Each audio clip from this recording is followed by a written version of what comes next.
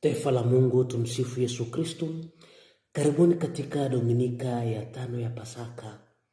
Na katika Dominika hii ya 5 ya Pasaka tujirana katika Injili ya Yohane sura ya 13 hadi ya 31 hadi ya 35. Yesu anatangaza kwamba mwana wa Adamu ametukuzwa na Mungu utukuzwa ndani yake. Yesu anatoa amri mpya, kupendana kama alivyowapenda nyinyi. Kwa hili watu wote watajua kwamba nyinyi mmekuwa wanafunzi wake, mkiwa na upendo nyinyi kwa nyinyi.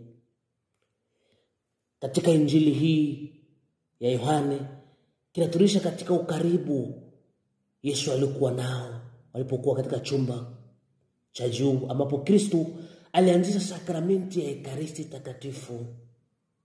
Alianzisha sakramenti ya Roho Takatifu ambaye ni agano jipya, na kuwaridhisha wanafunzi wake amri mpya ya upendo. Masomo katika Dominika hii ya 5 ya Pasaka yanatualika kutafakari juu ya upendo. Upendo kama amri kuu ya Kristo.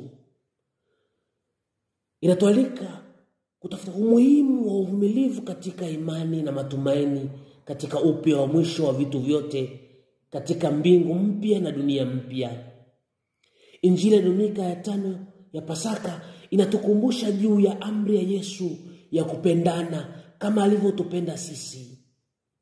Upendo huu wa kindugu kama anavyoelezea kwa kinagaubaga katika somo la pili ni muhimu kwa maisha ya waamini na ni sharti la kukaa ndani ya Mungu. Masomo katika Dominika hii ya 5 ya Pasaka yanatupa mada ya kutafakari, mada ya kuishi katika Dominika, katika wiki hii ya Dominika ya 5 ya Pasaka. Mada ambayo tumeweza kupewa siku ya leo ni mada ya upendo. Tunaambiwa tuishi katika upendo. Tunaambiwa tuishi katika utukufu, kutafuta utukufu wa Mwenyezi Mungu.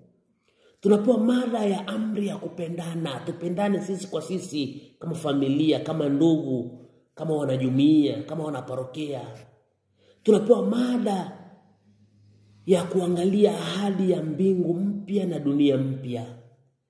Hasa mambo haya utaweza kuyafanya au utaweza kuyatekeleza kwa kuishi kama familia.